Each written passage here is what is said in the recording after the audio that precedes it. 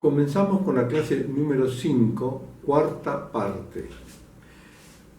Vamos a introducirnos ahora en el estudio de funciones, comenzando con las propiedades de la derivada primera. Veamos el signo de la derivada primera. Si f es derivable en el punto A y en ese punto la derivada es positiva, entonces en un entorno del punto A la función es estrictamente creciente. Vamos a demostrar esta propiedad. Si f es derivable en x igual a a, entonces la derivada primera en a de f es igual al límite del cociente incremental cuando el incremento de la variable independiente tiende a 0 o x tiende a que es equivalente. Y por supuesto es mayor que 0. O sea que el límite de esta función es positivo. Entonces, por una propiedad del límite, en un entorno del punto, la función, en este caso es la función cociente incremental, ¿verdad?, tiene el mismo signo que su límite.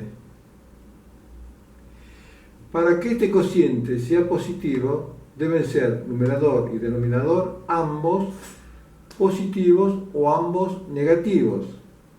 Si ambos son positivos, entonces ¿qué se cumple aquí? Se cumple la definición de función estrictamente creciente. Si x es mayor que a y su imagen es mayor, la imagen de x es mayor que la imagen de a por f, entonces decimos que la función es estrictamente creciente. Y lo mismo que si x es menor que a, entonces f de x es menor que f de a. Es una expresión equivalente a la anterior. Entonces f es estrictamente creciente en un entorno del punto 0. Esta propiedad se demuestra en forma análoga cuando el signo de la derivada primera en a es negativo, o sea es menor que 0. Entonces en un entorno del punto la función va a ser estrictamente decreciente. Consideramos en la demostración, ¿no es cierto?, lo escrito en rojo. Muy bien. Vamos a ver la condición necesaria para la existencia de extremos. Veamos el teorema llamado de Fermat. Sea f entonces derivable en x igual a a. Si ese punto a f de a es un extremo local de f, entonces la derivada primera se anula en ese punto.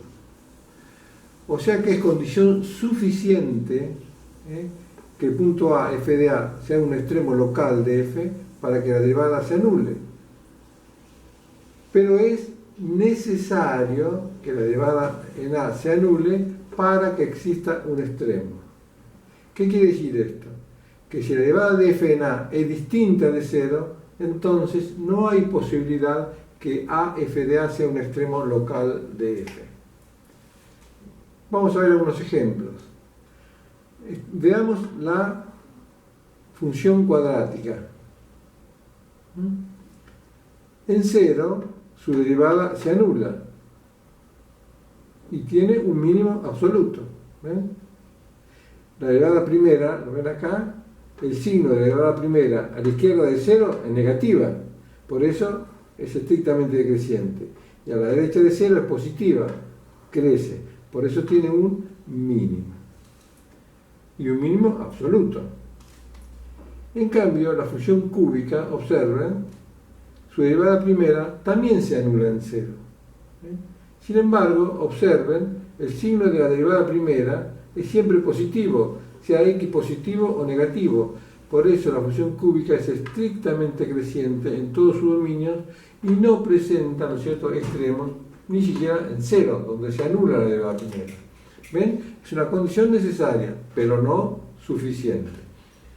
¿Qué nos indica este teorema entonces? Que vamos a estudiar la existencia de extremos en los puntos donde la derivada primera se anula. Sigamos. Pero veamos estos dos casos. Aquí tengo la raíz cúbica de x menos 1. La raíz cúbica de menos 1, observen aquí, su derivada no existe en 1, ¿ven? Porque 1 menos 1 es 0, a la menos 2 tercios no tiene imagen. No existe la derivada en 1. ¿Está bien? Y la función es estrictamente creciente. Perfecto. ¿Por qué es estrictamente creciente? Observen, porque la derivada primera es positiva, porque está elevada al cuadrado, ¿lo ven acá? En todo su dominio. Observemos la raíz cúbica de x menos 1 al cuadrado ahora. X menos 1 a la 2 tercios. La derivada primera, observen aquí, es 2 tercios de x menos 1 a la menos 1 tercio. Si x vale 1, tiende a 0 el denominador, el exponente es negativo, no existe entonces la derivada de y en 1. Sin embargo, observen, a la izquierda de 1, acá a la izquierda de 1, si x es menor que 1, es negativo esto, ¿verdad? X menos 1 es negativo. Entonces, la derivada primera es negativa y por eso a la izquierda de 1 la función es estrictamente decreciente. En cambio, si x es mayor que 1 acá, x menos 1 es positivo, 2 tercios es positivo. Entonces la derivada primera es positiva a la derecha de 1, por lo tanto es estrictamente creciente en ese intervalo. Observen que decrece a la izquierda de 1 y crece a la derecha. Entonces presenta en el punto 1, 0, un mínimo y un mínimo absoluto. No es derivable y presenta un mínimo. No es derivable y no presenta nada. O sea que también podemos considerar como condición necesaria para la existencia de extremos que la derivada primera no exista en el punto. Bueno, con todo esto vamos a definir puntos críticos. Vamos a definir primero puntos críticos de primera especie. X igual a es un punto crítico de primera especie de f si existe la derivada en el punto y la derivada primera se anula. Es este caso. Es un punto crítico. Ahí debemos estudiar la existencia, ¿no es cierto?, de extremos locales. Y los puntos críticos de segunda especie son cuando, si x igual a A es un punto crítico de segunda especie de f, si solo si f es continua en A. Pero no existe la derivada primera, que es este caso. Observen que acá estas dos funciones son continuas en uno. Y en ambos no existe, ¿no es cierto?, la derivada primera. Sin embargo, aquí presenta un mínimo absoluto. Vamos a ver una observación. En los intervalos del dominio de una función, determinado por los puntos críticos y los puntos de discontinuidad, o sea, estos puntos, ¿verdad?, de la función, no cambia el signo de la derivada primera. Entonces, en todos los intervalos, ¿no es cierto?, sobre el dominio de la función determinado por los puntos críticos y los puntos de discontinuidad de la función, en esos intervalos no cambia el signo de la función, o sea que no cambia el sentido del crecimiento de la función. Hay que considerar los signos los puntos de discontinuidad, porque ahí puede cambiar entonces el crecimiento de una función. Observemos estos ejemplos. La función 1 sobre x no es continua en ceros. Y vemos que a la izquierda de 0 decrece y a la derecha decrece. No cambió el sentido de crecimiento, no cambió el signo de la derivada primera. Observemos. Ahora la función es y igual a 1 sobre x cuadrado. Esta función a la izquierda de 0 es estrictamente creciente y a la derecha es estrictamente decreciente. ¿Vieron? Cambió el signo de la derivada primera a izquierda y derecha de 0. Sin embargo, no podemos decir, ¿no es cierto?, que presenta un extremo local, porque la función es discontinua. Recuerden, lo de segunda especie no existe la derivada, pero la función debe ser continua. ¿Y por qué no exijo la continuidad acá? Bueno, porque acá exijo la existencia de la derivada primera en A, con lo cual también es continua en x igual a A. A continuación, vamos a ver los teoremas relativos a las funciones derivables. Comencemos con el teorema de Rolle. ¿Qué dice este teorema? Dice que si una función f es continua en el intervalo cerrado AB y derivable en el abierto AB y sus imágenes en los extremos del intervalo son iguales, o sea, f de A es igual a f de B, entonces va a existir un C entre A y B donde la derivada primera se anula. Miremos el gráfico. El teorema me exige que la imagen de la función en los extremos del intervalo cerrado sean iguales. Veamos primero la función roja. F de A es igual a f de B. La función no es monótona, ¿ven? Crece y decrece en el intervalo y alcanza, ¿ven? Extremos locales donde la derivada se anula.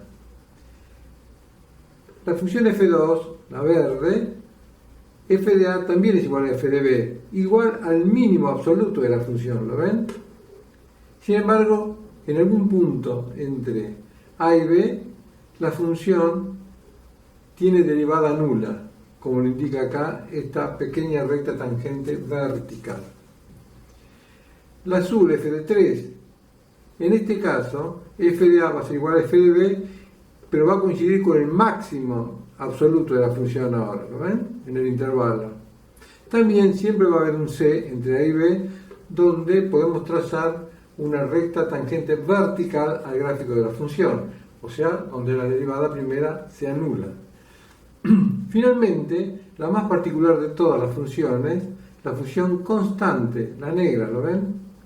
En este caso, esta función, si bien es cierto que es creciente y también decreciente, en todos sus puntos C, la derivada primera se va a anular, con lo cual también cumple con el teorema de Rolle. Muy bien. Vamos a hacer un ejercicio. El ejercicio número 2 de la práctica 4, según parte 2, creo, o segunda parte, que dice: determinar si la siguiente función satisface la hipótesis del teorema de Rolle. Y me pide primero, bueno, ese es el punto A. Y luego en el punto B, hallar si existe un punto A que entre menos 3 y 11 tercios, donde la derivada primera se anula. Bueno, vamos a estudiar primero el punto A ver si cumple esta función con la hipótesis del teorema de Rolle. Esta función f es una función partida, ¿verdad?, cuyo dominio son los números reales. Esta función es continua, entonces, en todo R y continua en intervalo cerrado, menos 3, 11 tercios, salvo, quizás, en el punto 2, donde está partida. Estudiemos entonces la continuidad de la función en ese punto 2, haciendo los límites laterales por derecha y por izquierda de la función e igualándola, no se olviden, a la imagen de la función en 2. Calculo los límites y veo que son todos iguales a 0, iguales que la imagen, que f de 2, que también es igual a 0. Por lo tanto, f continua en 2, f continua en todo el intervalo cerrado, menos 3, 11 tercios. Bueno, también f, por ser una función partida, una de sus ramas es una función cuadrática, la otra es una función lineal, son derivables, ¿no es cierto?, esas dos funciones en todo su dominio, en todo R. Por lo tanto, esta función f también es derivable, ¿no es cierto?, en el intervalo abierto, menos 3, 11 tercios. Salvo tal vez ahora en el punto 2, donde está partida, ahí no sabemos. Estudiamos las derivadas laterales entonces, por derecha y por izquierda. Por derecha, vamos a calcular el límite cuando x tiende a 2 por derecha y tomamos esta rama a la derecha de 2. Armamos el cociente incremental. ¿Qué me queda? Un cociente infinitésimo, como era de esperar. Cociente infinitésimo, cociente de polinomio, factoreamos, salvamos la indeterminación y aplicamos el límite que es 3. La derivada por derecha entonces de 2 de f es 3. Veamos por izquierda ahora, de 2. Armamos el límite de cociente incremental cuando x tiende a 2 por izquierda. Armo el cociente incremental, que resulta ser, como esperábamos, un cociente infinitésimo, cociente de polinomios, factoreamos, salvamos la indeterminación, aplicamos el límite y la derivada por izquierda de 2 de f es 4.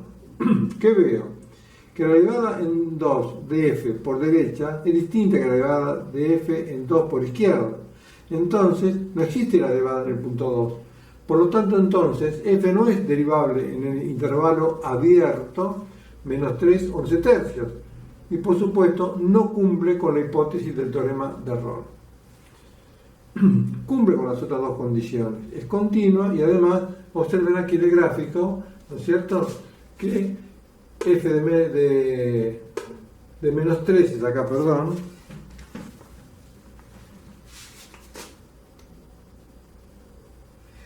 f de menos 3 es igual que f de 11 tercios igual a 5, pero no cumple con la derivabilidad. Entonces uno dice, bueno, no cumple con la condición del teorema de Rolle, no existe el C. No es tan así. Nuestro teorema dice que sea continua en intervalo cerrado, derivable en el abierto, que la imagen de los extremos sean iguales, son condiciones suficientes para afirmar, ¿no es cierto?, que existe un C entre A y B donde la derivada primera se anula, pero no necesaria. La función puede no cumplir alguna de estas condiciones, pero aún así puede, ¿no es cierto?, la función, su derivada, anularse en algún punto. Veamos. El punto B, entonces.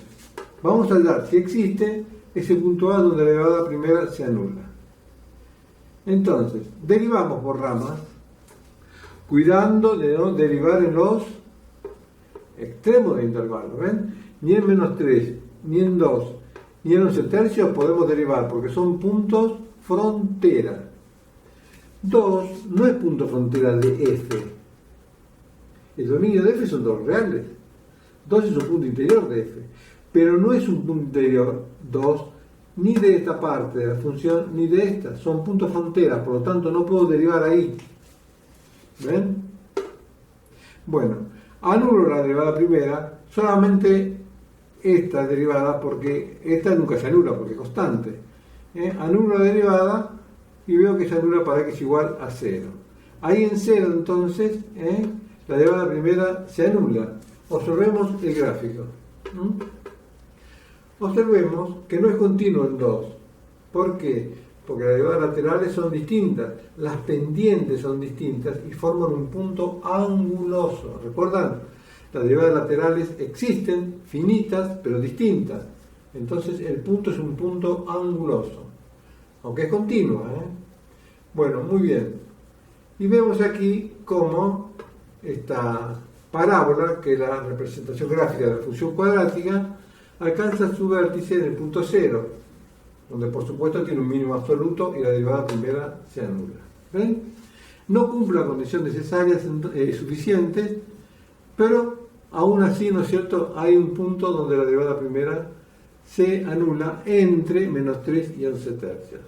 No se olviden, condiciones suficientes, pero no necesarias. Muy bien, vamos a ver el teorema de Lagrange. ¿Qué dice el teorema de Lagrange? Dice que si una función es continua en el cerrado AB y derivable en el abierto AB, va a existir un punto C entre A y B, donde la derivada primera, en ese punto C, va a ser igual a la razón entre f de B menos f de A sobre B menos A. Esto parece un poco chino, ¿no es cierto? Pero tiene una interpretación geométrica muy sencilla. ¿Qué dice este teorema? Primero, aquí en el gráfico, ¿qué es f' de C? La derivada de f en C es igual a la tangente de alfa. Es la pendiente de la recta tangente al gráfico de f en el punto C. ¿Ven? Esta es la pendiente de la recta tangente al gráfico de f en C. Y f de B, esto es f de B, ¿ven? F de B menos f de A sobre B menos A. Acá A vale menos 5 y B vale 5. ¿Qué es esto entonces? F de B menos f de A. F de B menos f de A sobre B menos A era tangente de omega, que era pendiente de la recta, ¿no es cierto?, R, que es secante a la gráfica de f en los puntos A f de A y B f de B. ¿No ven? Entonces, este teorema en definitiva me dice que si una función es continua en el cerrado y derivable en un intervalo abierto, entonces siempre es posible, ¿no es cierto?, trazar una recta tangente. Siempre hay un punto entre A y B donde es posible trazar una recta tangente que sea paralela a la secante que pasa por los puntos AF de A y BF de B. Eso es lo que dice. Por ejemplo, veamos este ejercicio. Vamos a analizar si esta función cúbica cumple con la hipótesis del teorema de Lagrange en el intervalo cerrado menos 5, 5. Bueno, esta función es continua en todo R, por lo tanto también en el cerrado menos 5, 5, y derivable en el intervalo abierto menos 5, 5. Entonces va a existir un C entre menos 5 y 5, donde la derivada primera va a ser igual a f de 5, ¿ven? Ahora B vale 5, menos f de menos 5 sobre 5 menos menos 5. Hago cuentita y me queda que 3, y la derivada de f en C es fácil ver, dado que la derivada de f en x es 3x cuadrado menos 9. En C va a ser 3c cuadrado menos 9. Bueno, llego hasta aquí, haciendo cuentitas, llego a la conclusión que C, ¿no es cierto?, es igual a 5 sobre raíz cuadrada de 3, o C es igual a menos 5 sobre raíz cuadrada de 3. Ambos valores, es fácil ver, se encuentran, ¿no es cierto?, entre menos 5 y 5. Por lo tanto, en estos dos puntos se puede trazar dos rectas tangentes al gráfico de esta función que van a ser paralelas, ¿no es cierto?, a la recta que pasa por los puntos menos 5, f de menos 5 y 5, f de 5. Sigamos ejercitando el teorema de Lagrange. Vamos a probar que si B es mayor que A y ambos son positivos, entonces se verifica esta desigualdad, que A menos B sobre A va a ser menor que el logaritmo de A sobre B, menor que A menos B sobre B. Vamos a aplicar el teorema de Lagrange entonces a la función logaritmo natural en el intervalo cerrado AB, donde f es continua y derivable en el abierto AB. Cumple con las condiciones del teorema de Lagrange. Entonces, podemos decir que va a existir un C entre A y B, tal que la derivada de f en C va a ser igual a f de B menos f de A sobre B menos A. La derivada de la función logarítmica es 1 sobre x. Entonces, la derivada en C va a ser 1 sobre C. F de B, el logaritmo de B, f de A, el logaritmo de A sobre B menos A. El logaritmo de un cociente es igual a la diferencia de los logaritmos del numerador menos el logaritmo del denominador y viceversa. Entonces puedo expresar esta diferencia como el logaritmo de B sobre A. Muy bien, dejemos esto por ahora ahí. Veamos. C está entre A y B y son todos valores positivos, porque A y B son positivos, C está entre A y B también es positivo. Invirtiendo estas tres fracciones positivas, se invierte el sentido de la desigualdad, o sea, B, que es el mayor, pasa a ser el menor ahora, va a ser menor que 1 sobre C, menor que 1 sobre A. Muy bien, reemplazamos 1 sobre C aquí por esta expresión, logaritmo de B sobre A sobre B menos A. Nos queda así la desigualdad. Muy bien, multiplicando la desigualdad por B menos A mayor que 0, no me cambia el sentido de la desigualdad, porque B menos A es mayor que 0. Multiplico por B menos A, por B menos A, y aquí también por B menos A y simplifico. Me queda así. Multiplico ahora por menos 1, la doble desigualdad. ¿Ven? Multiplico por menos 1 el primer miembro, el segundo y el tercero. ¿Qué efecto me produce? Que me va a cambiar el sentido de la desigualdad. ¿Ven? Donde era menor ahora va a ser mayor. Porque menos 1 es negativo. ¿Qué hago entonces ahora? Aplico la propiedad distributiva acá. Me queda menos B más A. Acá me queda menos B más A también. y lo voy a ordenar de menor a mayor ahora. Entonces acá me queda A menos B sobre B, acá me queda A menos B sobre A.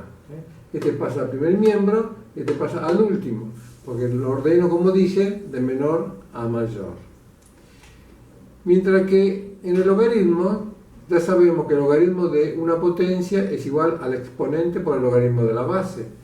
Este menos 1 que multiplica el logaritmo lo puedo pasar como exponente. ¿Qué efecto me produce la potencia menos 1 a un cociente? Me invierte la base. Me queda finalmente lo que yo quería demostrar, que A menos B sobre A es menor que el logaritmo de A sobre B, que a su vez es menor que A menos B sobre B. Bueno, con este teorema de Lagrange se demuestra esta importante propiedad, ¿no es cierto?, de las derivadas laterales. Observen, yo tengo una función partida, ¿ven?, en el punto A, f está partida en el punto A. Si x es mayor o igual que A, toma los valores de g de x. Si es menor que A, toma el valor de h de x. Entonces, yo puedo hallar la derivada en el punto donde la función está partida, haciendo los límites por derecha y por izquierda de la función derivada. O sea, que la derivada de f en A por derecha va a ser igual al límite cuando x tiende a por derecha de la derivada de g. Lo mismo por izquierda. La derivada de f en a por izquierda va a ser igual al límite cuando x tiende a por izquierda de la derivada de f en esta parte, que es h, la derivada de h en x. ¿Lo ven? Muy bien.